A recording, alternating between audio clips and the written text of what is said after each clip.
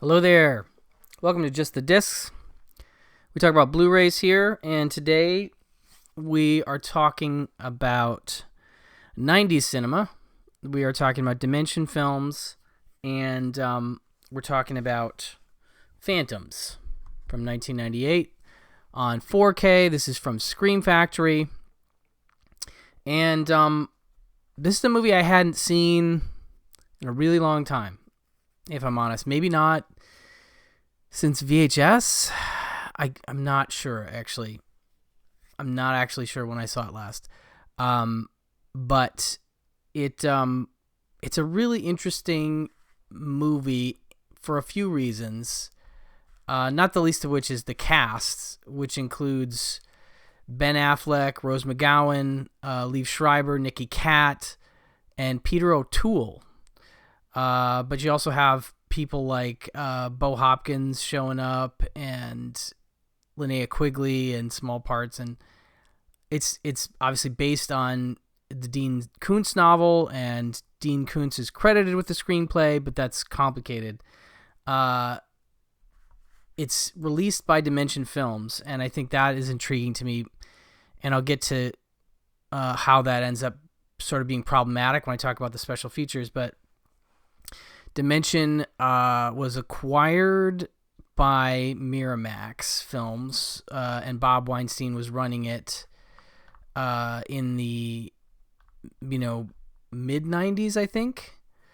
And it was seen as a place to put out the less reputable, let's be honest, genre movies that they didn't want to put out through Miramax because there was sort of some prestige involved with Miramax at that time.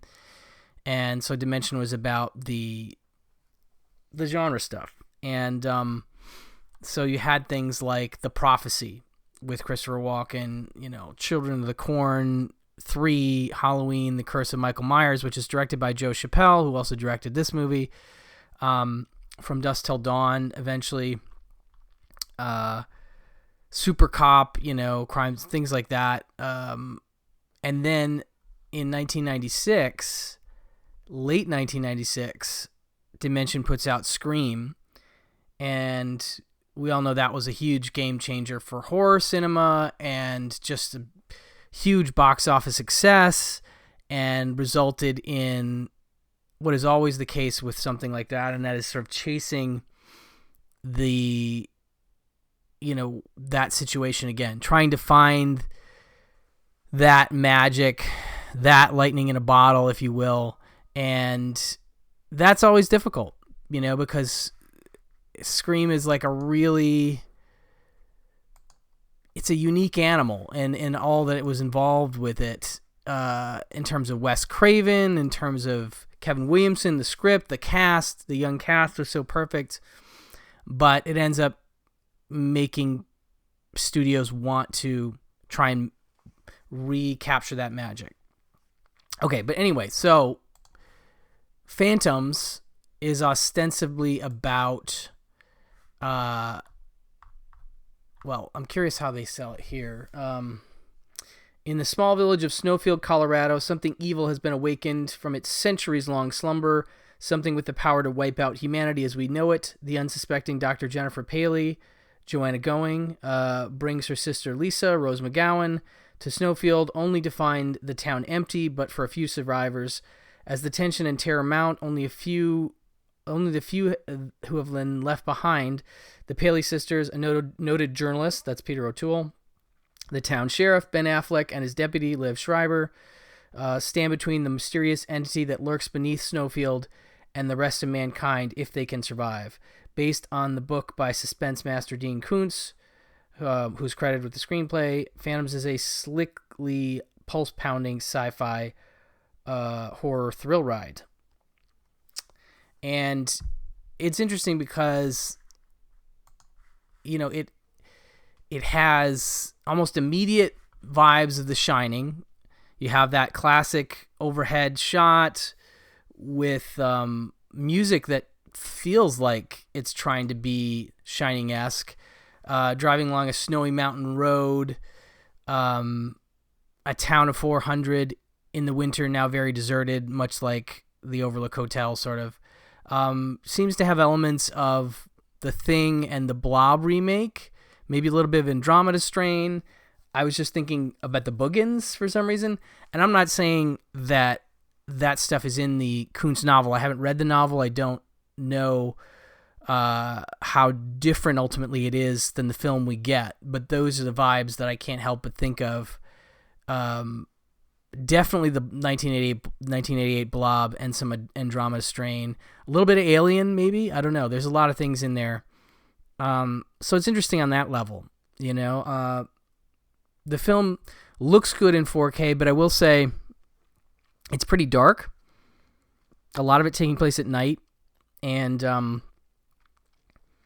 there seems to be some justification for that, you know, idea why it would be dark in general. But it starts in a way that's, I don't want to say confusing, but it's just like, you know, there's nobody there, there's nobody to really explain what's happened, and so we have to sort of piece things together slowly, and a lot of the characters don't have a ton of information, and so it takes a while to sort of figure out what's happening. But I do like this cast, and obviously you have a couple actors from the Scream movie. You have both Rose McGowan and Liev Schreiber cast here, and that's definitely not an accident. And I'll get to that in a second. But you know, it's an interesting late 90s horror movie. It definitely has its fans, but I'm told it's a classic case of the novel is better. So I need to check that out. But it's a nice, slipcase, and you have a Blu-ray and a 4K included here. So you just have the 4K, and that is a new scan from the original camera negative, approved by director Joe Chappelle, presented in Dolby Vision. So that's from the OCN, which is great. That's all you get on the 4K. And then on the Blu-ray, we're getting that scan and then 2 new interviews that are, you know, about 40 minutes of content, I think. So we start with Terror from Below, Making Phantoms, and that's an interview with producer Joel Swanson, excuse my pronunciation, and he's got some interesting stories. I mean, you can tell from both the interviews on this disc that it is clearly a troubled production, and I feel like the interviewees are being diplomatic while still trying to tell the tale of this complicated film, and maybe why it's different than the novel, and why it's not always seen as a gem of horror cinema, if you will. So he talks about, this is Joel Swanson. He was working with Dino De Laurentiis, had a development deal where they were interested in some kind of sci-fi horror movie on obviously a much smaller scale than Dune, which is a movie that they had made in the 80s. So Joel asked his brother, because apparently Joel wasn't a big reader of sci-fi and horror, so he asked his brother, like, what were some of his favorite horror sci-fi books, and without hesitation, apparently his brother recommended Dean Koontz's novel Phantoms, and Joel liked it, and he took a crack at the script, and it was all set to go at De Laurentiis, and then essentially, he doesn't go into detail, but the company collapsed. Some other producers picked up the rights to Phantoms and then got wind of the screenplay that had been done, and they brought Joel on board and became sort of a team. And I guess they were involved with, or he's not clear how they got involved with Dimension Films, but I guess Joel had worked on The Prophecy with the Weinsteins, Bob Weinstein and Dimension. So he had that connection, and he thinks that's how it got started, but he doesn't remember. But that becomes problematic because, unfortunately, I guess Bob Weinstein saw the film very differently than he did. Basically, the rest of them did. They saw it as this dark meditation on original evil, and with these psychological and scientific underpinnings. But Weinstein wanted to, one, recapture the magic of Scream. So you can see that obviously casting Rose McGowan and Liev Schreiber is, in part trying to do that. But he's also trying to get the monster out of the ground and killing people as quickly as possible. So that's apparently different. There's a lot more of the meditative stuff in the novel. It takes longer. And so when you have two different sort of visions of a story, and apparently it got a little heated, like Joel talks about the tension between Dean Koontz and Dimension, and there were legal threatening letters sent, and eventually Dimension said, okay, you can do the script your own way. And so he did, but ultimately I guess that free reign didn't last all that long, and then Weinstein stepped in again and sort of was pushing for, again, his sort of take on the movie. And so you get a sort of a half and half, a half Dean Koontz vision and a half Dimension vision, and that sort of thing just leads to sort of a muddled end product. And I can kind of see that.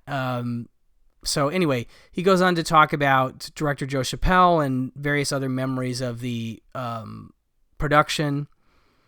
But it's always interesting to sort of hear stories like this where you're like, not like what happened, but sort of that, like clearly something wasn't quite right, maybe.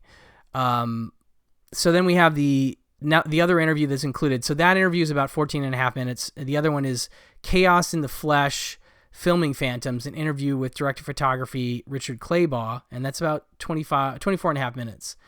And he talks about producer Joel and how they had been involved previously when he had pitched him as the DP for The Prophecy, and apparently at the time Claybaugh didn't get that gig, and he was hired on as a second unit director, and eventually there were some issues with the other DP, and Claybaugh ended up taking over as the full director of photography of that film.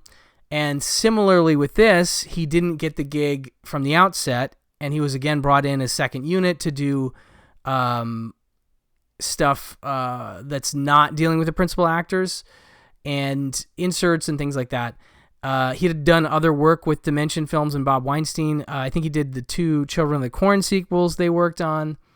I should say director Joe Chappelle also did Halloween 5, The Curse of Michael Myers. I think that's 5. And that was a Dimension release. I think that's part of the reason he was hired on this gig. But anyway, so back to Claybaugh.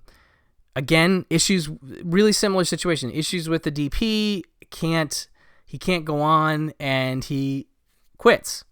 And so Claybaugh steps in as the DP, and he talks about there were some issues, and I'm not sure, he didn't say these were directly the reasons why the other DP quit, but he compliments the production design, and he said it was a really great film for him because they obviously had resources that he had not had access to in previous films.